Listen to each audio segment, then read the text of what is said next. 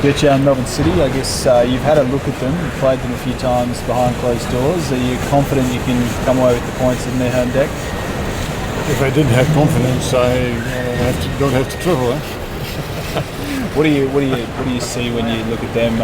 What's the biggest, I guess, their biggest strength, and what you need to make sure you take care of? Biggest strengths. It's a good team. They have good players. They have a good idea of football. It's quite different than last year. I understood. And once we have lost and once we have won, so it will be excited to see how the guys are doing now.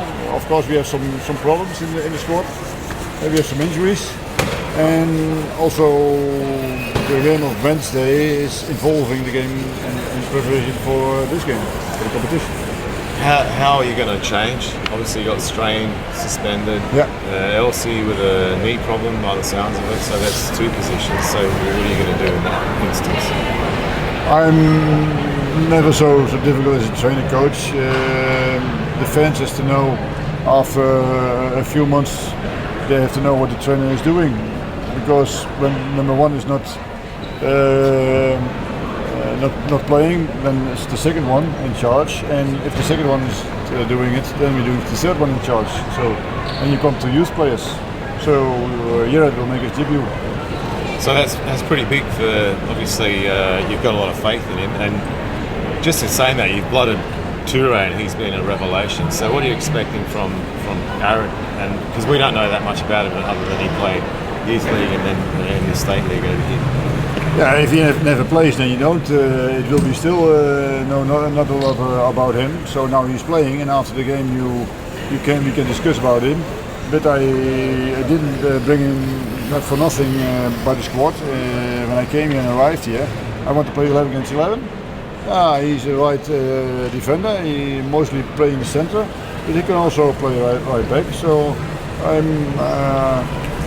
I'm convinced that he can do it, and otherwise I had to make other decisions. But I think it's better for the team to do it like this than someone left-footed on the right side and to change more things in the team. Troisi doesn't look like he's here. He's not ready yet, or he's still to come. What's the situation? No. I talked with him about the planning, and we have a busy week now for 3 games, and after that we have a weekend off.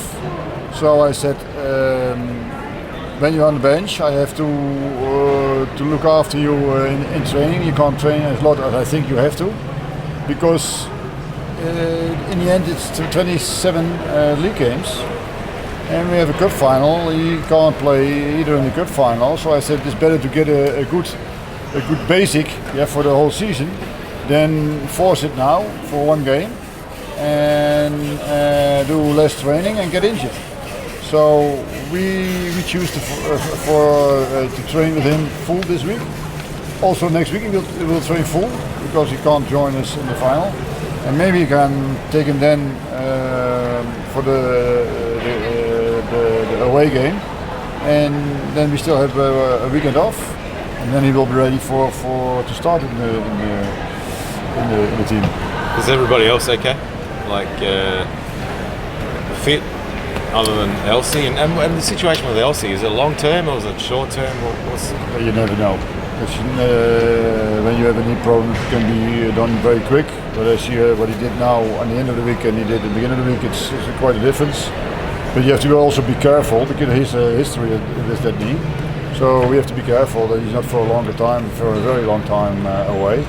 And we also have Josh Blackwood and Nico Bolland injured. So what's up with Blackwood? He forced himself a little bit by the sprint training on Tuesday, and then not feeling well on Wednesday.